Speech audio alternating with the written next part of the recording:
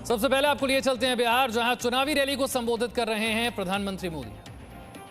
चंपारण अग्रणी भूमिका में है। पूज्य बापू ने यहां से देश को स्वच्छाग्रह का रास्ता दिखाया। आज स्वच्छ भारत अभियान पूरी दुनिया में भारत की पहचान का हिस्सा बन चुका है। आज पूरा देश खुद को खुले में शौच से मुक्त घोषित कर चुका है। तो इसमें चंपारण का भी बहुत बड़ा योगदान है। आज जब आत्मनिर्भर भारत अभियान के लक्ष्य को लेकर देश आगे बढ़ रहा है, तो इसमें भी चंपारण अहम भूमिका निभाने वाला है।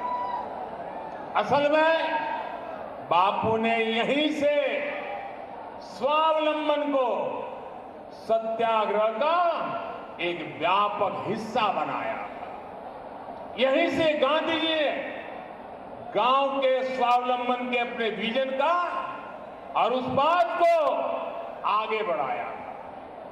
भाइयों और बहनों, आज चंपारण को एक बार फिर वही संकल्प लेना है जो उसने आजादी के समय भी लिया था, देश को प्रेरणा दी थी। आज फिर चंपारण के लोगों को संकल्प लेना है कि जो भी आत्मनिर्भर बिहार, आत्मनिर्भर भारत के रास्ते में रोड़ा बन रहे हैं, उन्हें लोकतांत्रिक तरीके से सबक सिखाया जाएगा। भाइयों और बहनों, आज बिहार को आत्मनिर्भर भारत का सारथी बनाने का संकल्प अगर भाजपा ने, एनडीए ने लिया है, तो उसके पीछे यहां की सरकार का नीतीश जी के नेतृत्व में अनवरत परिश्रम रहा। 20 सालों में इस पूरे क्षेत्र में, खास तौर पर जनजातीय क्षेत्रों में भी सड़क, बिजली, पानी जैसी सुविधाएं पहुंच पाई। साथियों, इस क्षेत्र में शुद्ध पीने के पानी के अभाव में हमारी इन बहनों को कितनी दिक्कतों का सामना करना पड़ता था। गंदे पानी के कारण कितनी बीमारियां हमारे छोटे छोटे बच्चों को होती थी। और इस समस्या से निजात दिलाने के लिए तेजी से काम किया जा रहा है। जल जीवन मिशन के तहत 4.25 लाख से ज्यादा परिवारों तक पाइप से पीने का पानी सुविधा पहुंच चुकी है और बाकियों को भी पहुंचने वाली। इस क्षेत्र में गरीबों के लिए 55,000 से ज्यादा गरीब को पक्के घर दिए जा चुके हैं। लगभग 4 लाख बहनों को एलपीजी गैस कनेक्शन दिया गया है। पश्चिम चंपारण के 2.5 लाख से ज्यादा किसान परिवारों के बैंक खाते में सीधे 200 करोड़ रुपए जमा किए गए। यानी करीब करीब हर गरीब परिवार तक सरकार पहुंची, सरकार की सुविधा पहुंची। इसमें भी वंचित और आदिवासी परिवारों को सबसे अधिक सुविधाएं नीतीश जी के नेतृत्व में बीते सालों में मिली। साथियों, चंपारण का बिहार का ये हिस्सा थारू जनजाति के साथियों के तप, त्याग और तपस्या का प्रतीक। थारू जनजाति की पीढ़ियों ने भाजपा को आगे बढ़ाने में अहम भूमिका निभाई है। थारू समुदाय की पीढ़ियों ने जनजाति का दर्जा पाने के लिए लंबा इंतजार किया। दशकों तक देश में जिनकी सरकारें रही हैं, उन्होंने कभी भी इस तरफ थारू समाज की तरफ गंभीरता से ध्यान ही नहीं दिया। ये अटल बिहारी वाजपेयी जी की सरकार थी, जिसमें नीतीश जी भी मंत्री थे। ये अटल बिहारी जी वाजपेयी की सरकार ही थी जिसने थारू समुदाय को जनजाति का दर्जा दिया।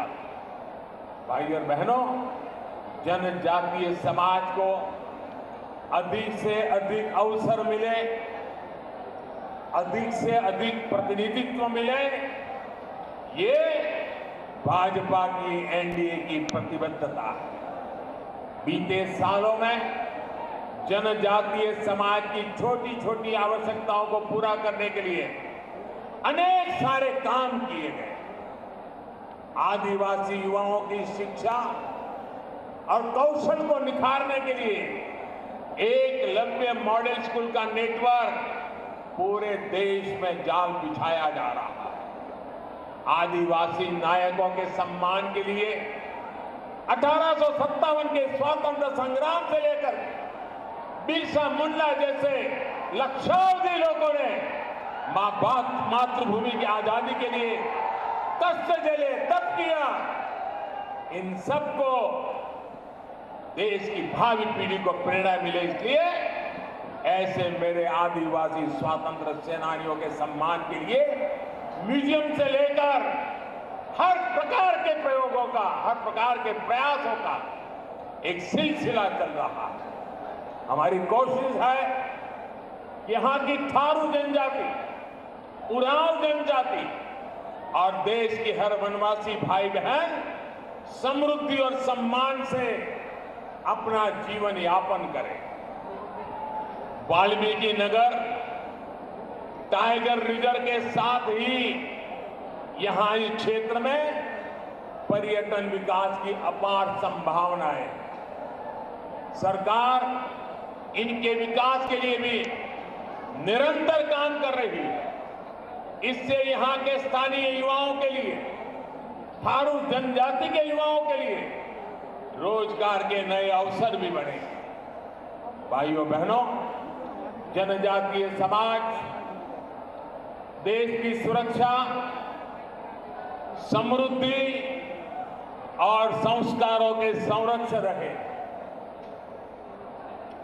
ये चंपा अरण्य तो रामायण काल से ही इसका जीता जागता साक्षी रहा। जनजातीय समाज ने हर कदम पर प्रभु राम का, माता सीता का साथ दिया। इसलिए अयोध्या में भव्य राम मंदिर के निर्माण का इंतजार भी हमारे वनवासी साथी पीढ़ियों से कर रहे थे। आज पूरे देश के सहयोग से, जनभागीदारी से अयोध्या में भव्य राम मंदिर का निर्माण हो रहा है। लेकिन इस समय भी आपको उन लोगों को नहीं भूलना है जो भगवान राम के अस्तित्व पर ही सवाल खड़े कर रहे थे। राम मंदिर निर्माण में अड़चने खड़ी कर रहे थे। साथियों, राजनीतिक स्वार्थ के लिए एनडीए के विरोध में खड़े लोगों के पास ना तो तथ्य है और ना ही उनके पास तर्क है। राष्ट्रहित और जनहित के लिए उठाए गए हर कदम का विरोध करना, हताशा, निराशा का वातावरण पैदा करना नकारात्मकता, नकारात्मकता, नकारात्मकता, यही इनकी रणनीति है।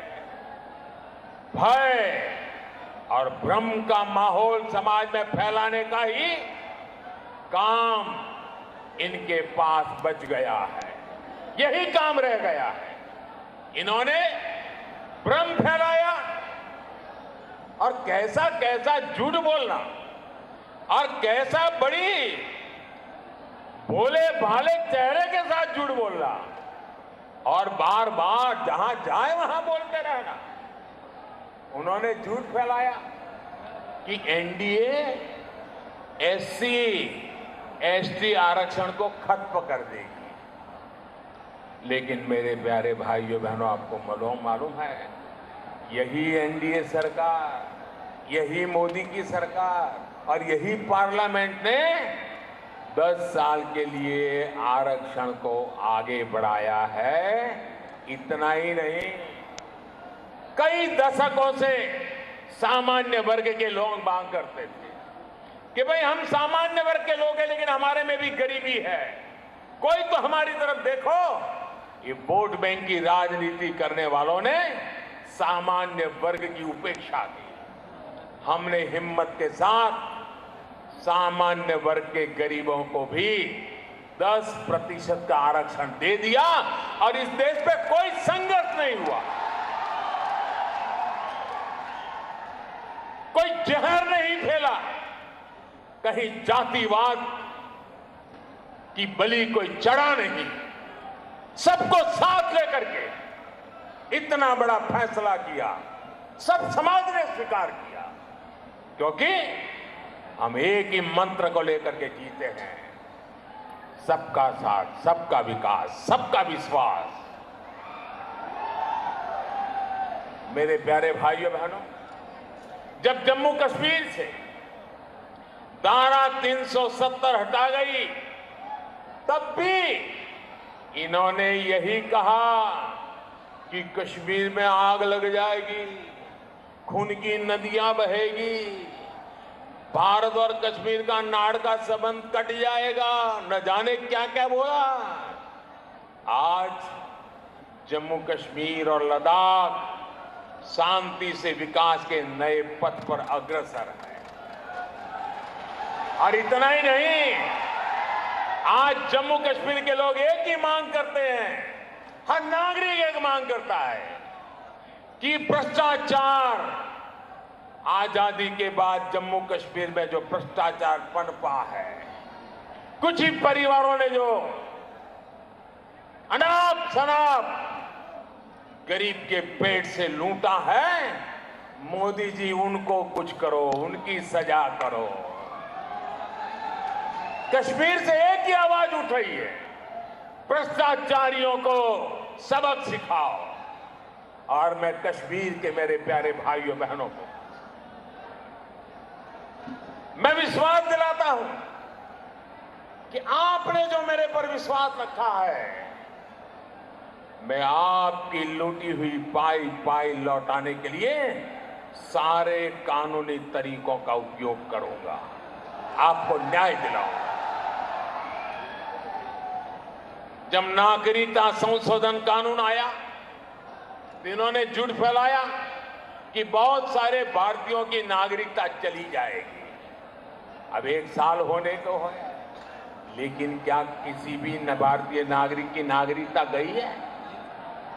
साथियों, झूठ बोलकर, लोगों को डराकर ये लोग हमेशा अपने स्वार्थ की सिद्धि करते रहे, आप लोगों का विश्वास तोड़ते रहे। आज बिहार के सामने एक पक्ष है जंगल राज का, जिसने बिहार में हजारों करोड़ रुपए के घोटाले किए। Presenting B News app, available on Google Play and App Store. Download it now.